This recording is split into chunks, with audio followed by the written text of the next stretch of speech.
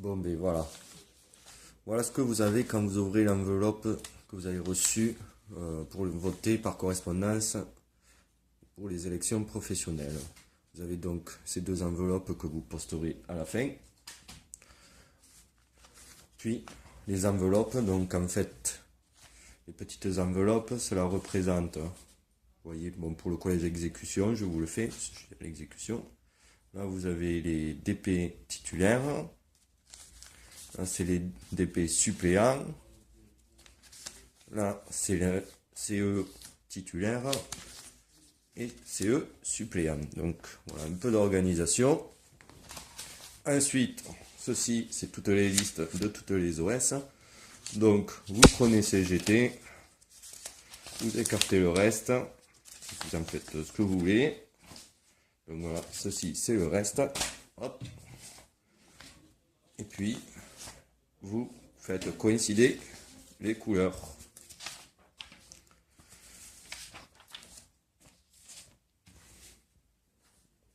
Voilà, comme ceci.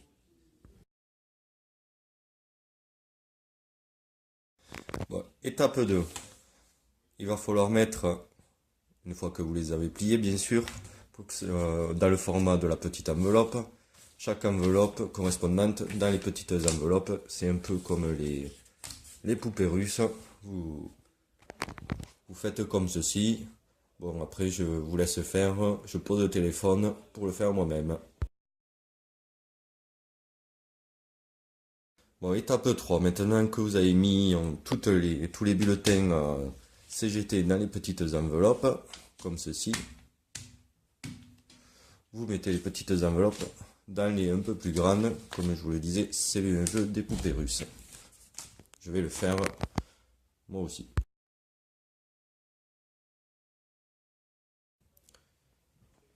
Bon, avant-dernière étape du vote par correspondance. Une fois que vous avez mis tous les bulletins et toutes les petites enveloppes dans ces enveloppes-ci, il ne faut surtout pas oublier de signer.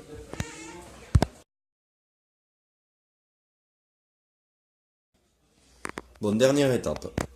Voilà, maintenant que vous êtes assuré d'avoir signé au dos de chaque enveloppe, vous mettez la bleue et la rose dans celle-ci, dans celle qui est moins large, et ces deux couleurs, ce qui correspond au délégué du personnel suppléant et titulaire, dans celle qui est la plus longue. Voilà, c'est pas sorcier, c'est un peu chiant, mais on y arrive avec un peu d'organisation. Donc n'oubliez pas de venir voter quand même à la fin, le 20 mars. Et surtout, ne vous trompez pas en votant. Le vote du service public, c'est le vote CGT.